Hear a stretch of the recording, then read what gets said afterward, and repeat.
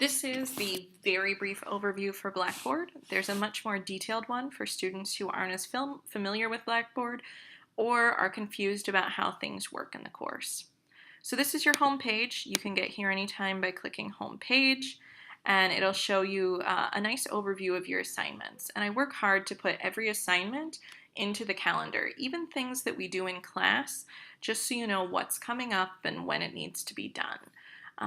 Anything that's bothering you that it's coming up because it's, you've already done it, but you handed it in class or something, just write done, like submit using your text and write done and hit enter, and it'll go away. Start here is a good place to find videos.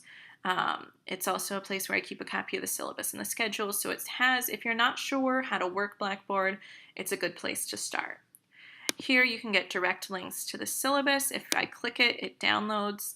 A nifty trick is to use the schedule. If you're just looking up when something is due or you want that nice checklist, this way you don't have to scroll through the entire syllabus. So it's a nice check, and I've put a lot of work into organizing it to make it easy for you. LaunchPad, it's a software through the publisher. If you bought from the bookstore, you might have an included subscription to it. I'm not using LaunchPad, so I didn't create a class. So just say I don't have an instructor. If you have a code, use it here. If you don't, here's a free trial, which is great for if you need the ebook while you wait for your book to come in. Make an appointment. This goes directly to a booking software. It's the easiest way to make an appointment with me. It usually includes at least some times that are outside of my scheduled office hours. But you can always drop by during office hours and I'll fit you in as soon as I can.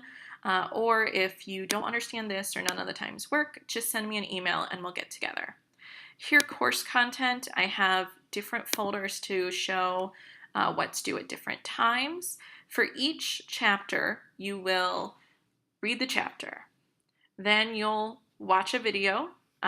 You'll do a quick response to the video, really very short, not a lot of thinking, or I don't want to say not a lot of thinking, but it doesn't need to be a polished argument. You just need to tell me what's something that's similar between the video and the book and what's something that's different between the video and the book. Really just show me that you read and you watched the video, and you get 5 points. It's a way for me to give you points for doing what you need to be doing anyway. This page is a little out of order. I'm not sure why it's wrong, but normally it'll all just kind of be the way that you need it to be. Like here it shows you the video response, and the reading check. Reading checks you do before class. You only get one chance, and you don't get to see the answers until after class.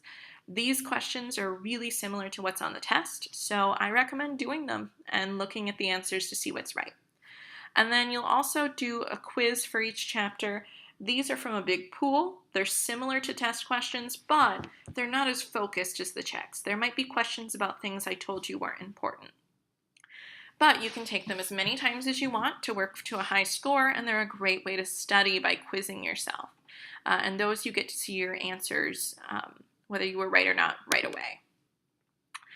APA homework, these are the homeworks that guide you through the rules of APA. Use as many resources as you can to help you, including websites, books, and it's to help you understand each piece of an APA paper before that piece is due. Key terms handouts, these are pages you can download that will show you, it kind of structures what's going to be on the test, what key terms I think are most important.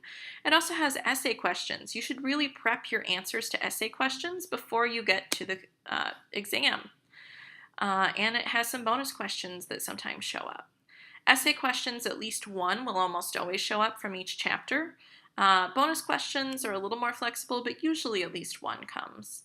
PowerPoint slides, these might be a little older, the notes might be a little so-so, but if I change it super drastically, I'll probably update them. I recommend, honestly, that you take notes by hand in class, though. Even if you print these out, research suggests that people learn better when they take notes by hand. Speaking of learning better, research also suggests that study groups are really useful. Even if you do most of your studying on your own, consider there's a forum where you can just kind of post an ad, like you can create a thread saying, I'm really looking for people to study with. Does anyone want to study with me? So even if you don't know anyone in class, you can form a study group. This is just kind of everything else. I'll usually post the final exam time here and in the calendar because I usually don't have it by the time I print my syllabi. The next big section is the APA Style Lit Review. So it starts with a step-by-step guide. These are readings that you need to complete for each step. Some of them are really short, others have some more information. The assignments are a little bit outdated sometimes. I'll try to fix them, but don't trust the assignments here. Trust the assignments that you see down here under Submit Assignments, which I'll talk about in a minute. Online resources, there are tons of resources. This paper is going to be harder than any paper you've written before, likely. And I'm going to do a lot to try to help you in class, but successful students usually do a lot of work on their own. So there's information on how to avoid plagiarism, how to get APA style right. It's complicated. I have to look it up every time too. That's just how it is. Templates and examples. I've created templates. Again, this is about learning how to do this process. I don't expect you to know it all right away. But for each major step, there is a template, including an overall template that shows you, has the formatting, shows you the whole thing. So for example, you could just use the title page of it for the first assignment. And then you could use the reference page. And honestly, I don't mind if you want to just upload the whole document, just save it and have everything else be template. So for example, for the title page, you just download the template, change the title page, and upload the file. I don't really mind. It's not a big deal. Rubric, this links directly to the rubric that I use. The rubric's a little funny because it's in Excel so that I can just assign your scores and it'll add them up for me. That's so that I spend my time giving you feedback and not doing math on your score. Because the rubric lets me look at a lot of things. For submit assignments, basically you have to show me that you understand what plagiarism is before you can start submitting assignments. And the way I've done that is that you don't even get to see the assignments until you've uploaded a PDF. PDFs are super easy. I'm on a Mac, but Windows is not that much different. I can hit open a PDF here, or if I do a window, I can do like this. And also, you can always just Google, how do I do a PDF on a Windows? And it'll tell you exactly how. People make videos of this. It's easy to find if you're willing to take a little time and look. I'm going to exit the preview. So far it's looked pretty close to how it would look for you as a student, but I just want you to be able to see all the assignments. So it tells you how many points it's worth. It tells you what you're supposed to submit, how it's going to be graded.